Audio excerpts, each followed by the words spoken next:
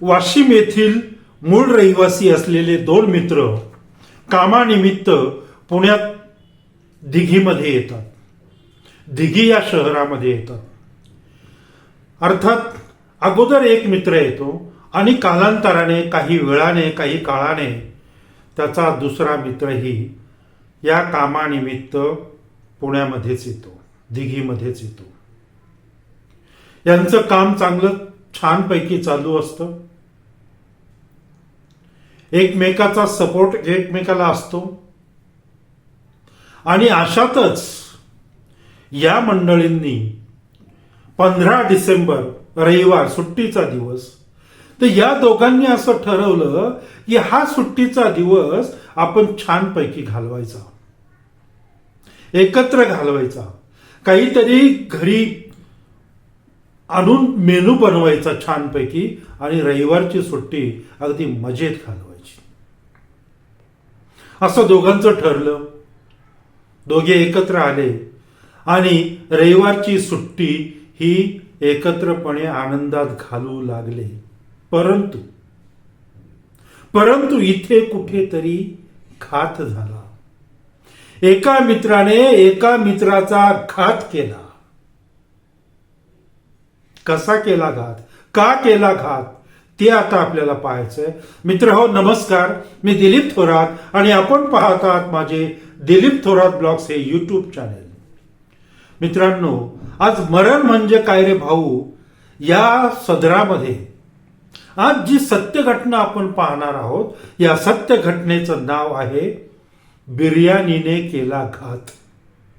चला तर पाहूया ही बिर्याणी कुठल्या प्रकारची होती आणि कसा घात झाला.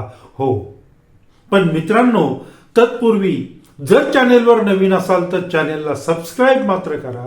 आणि ही बिर्याणी आमची जर तुम्हाला आवडली तर बिर्याणीला लाईक आणि शेअर मात्र जरूर करा. मित्र हो, संतोष शंकर खंदारे, वय वर्ष 45, आणि गणेश दिगंबर खंडारे, खंदारे आणि खंडारे हे एकाच गावचे हे जे दोन मित्र होते ते कामानिमित्त पुण्यात आले होते. आणि हे बांधकाम साईटवर मिस्त्रीचं काम करत होते, बांधकामाचं काम करत होते. कामगार वर्गामध्ये हे मोडत होते आणि हे बऱ्यापैकी काम करत होते आणि बऱ्यापैकी पैसेही कमवत होते. आणि त्यातील काही पैसे मात्र ते आपल्या मूळ कुटुंबाला, म्हणजे घरी वाशिमला बायको असेल, आई वडील असेल, त्यांनाही पाठवत होते. आणि हे काम करून ते आपली उपजीविका करत होते. आता 15 डिसेंबर 2024 ह्या रविवारचा दिवस या मित्रांचा भेट ठरला की आपल्याला बिर्याणी बनवायची. आणि यातील जो गणेश खंडारे होता हा बऱ्यापैकी बिर्याणी बनवायचा. त्यामुळं हा गणेश खंडारे चरोलीला राहायचा आणि संतोष खंदारे हा दिघीमध्ये काळेवाडी येथे राहायचा. पण यांचं असं ठरलं की आपण संतोषकडे, म्हणजे दिघीला आपण ही पार्टी करायची. त्यामुळं हा गणेश खंडारे चरोलीवरून दिघीमध्ये आला. बरं, येताना त्याने सगळं फोनाफोनी झाली. जे काय बिर्याणीसाठी मटण, चिकन, मसाले, अमकं तमकं जे काय आणायचं होतं ते सगळं, कदाचित बॉटल बिटल हे सगळं येता येता सगळं त्यांनी ती तयारी केलेली होती. आणि आता गणेश आलेला आहे संतोष खंदारेच्या दिघी येथील घरामध्ये आणि सुरुवात झालेली आहे यांची बिर्याणी तयार करायला. गणेशने सर्व बिर्याणीचा मसाला काढला, भात शिजायला टाकला आणि हे गप्पा मारत होते दोघे जण मित्र. आणि यामध्ये बिर्याणी हळूहळू शिजायला लागली. घरामध्ये बिर्याणीचा अगदी घमघमाट सुटला, कारण गणेश चांगली बिर्याणी बनवत होता. त्यामुळं घरामध्ये अतिशय मस्त असा बिर्याणीचा घमघमाट सुटला. आणि आता आजची पार्टी छान होणार या आनंदामध्ये हे दोन मित्र अगदी छानपैकी गप्पा टप्पा मारत होते आणि बिर्याणी मात्र शिजत होती. बिर्याणी आता चांगली वाफाळलेली होती. खाण्यासाठी ती योग्य तयार झाली होती आणि म्हणून या दोन्ही मित्रांनी वेगवेगळ्या प्लेटमध्ये ही बिर्याणी वाढून घेतलेली होती. बिर्याणी वाढली. बिर्याणीच्या वरती अशा छानपैकी वाफा येत होत्या, वास येत होता. पण संतोष खंदारे याने ही बिर्याणी बरोबर झाली नाही म्हणून गणेश खंडारे याच्या बरोबर वाद सुरुवात करायला केली.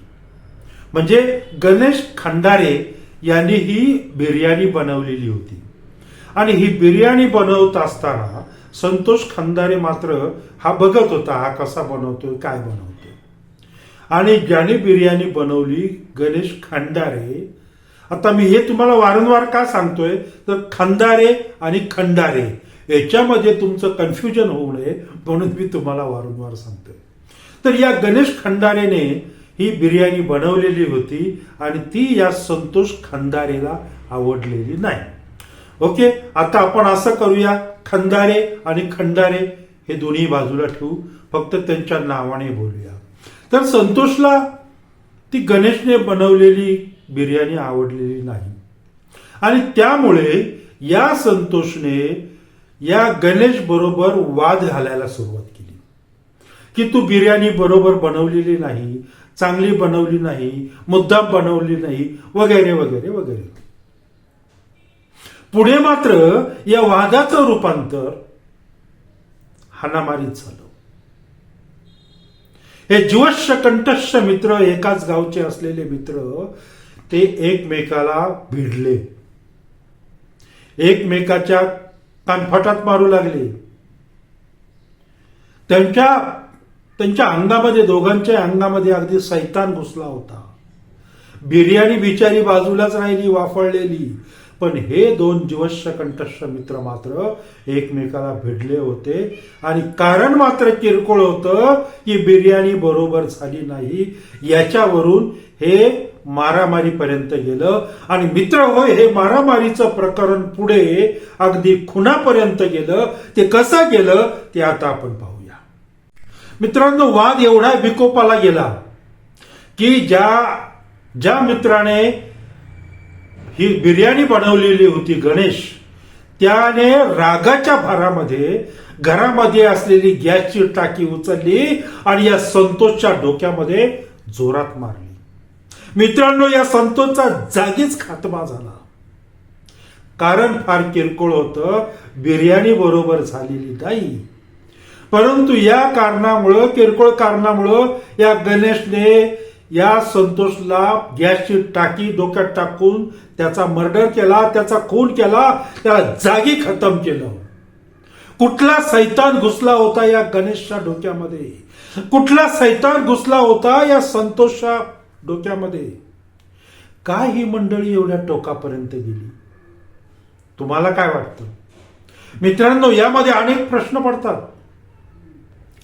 पोलीस चौकशी चालूच आहे, पण साधी बिर्याणी बनवायची आणि आजचा सुट्टीचा दिवस आनंदात घालवायचा या उद्देशाने एकत्र आलेले हे जे दोन मित्र ते खुनापर्यंत जाऊ शकत नाहीत.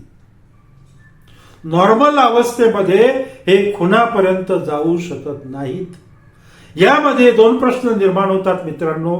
एक तर त्यांचं अगोदर काहीतरी वैर असू शकेल आणि या गणेशला, ज्या गणेशने टाकी घालून या संतोषच्या डोक्यात संतोषचा खून केला, या गणेशच्या डोक्यात पहिल्यापासून काहीतरी चक्र फिरत होती आणि संतोषला कुठंतरी संपवायचं होतं म्हणून त्याने हा बिर्याणीचा घाट घातला, असंही असू शकतं. किंवा दुसरा मुद्दा असा असू शकतो की रविवारचा दिवस, सुट्टीचा दिवस आनंदात घालवायचा म्हणून या मित्रांनी मटण, चिकन, बिर्याणी याच्याबरोबर याचीही व्यवस्था केली आणि त्याची व्यवस्था एवढी झाली की ते कुठंतरी थोडंसं डोक्यामध्ये मेंदूचं जे काही आहे ते गमावून बसले ही मंडळी. आणि मेंदूचं स्वास्थ्य गमावून बसल्यामुळं हे प्रकरण वाद, हाणामारी आणि खुनापर्यंत गेलं, अशी शंका निर्माण होते.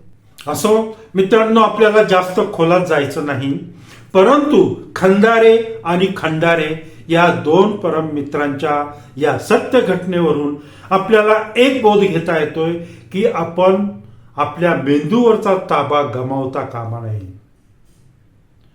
आपण आपला विवेक गमावता कामा नये आणि या अशा प्रकारच्या घटनांचा बळी होता कामा नये. मित्रांनो, मी परत येतोय लवकरच, म्हणजे येणाऱ्या गुरुवारी. तोपर्यंत नमस्कार.